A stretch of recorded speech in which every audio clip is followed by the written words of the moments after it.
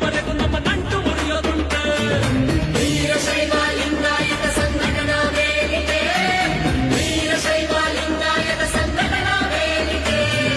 ಒಂದೇ ಧರ್ಮ ಒಂದೇ ಕುಲವು ನಾವು ಎನ್ನುತ್ತ ವೀರಶೈವ ಲಿಂಗಾಯತರು ಒಂದೇ ಎನ್ನುವ.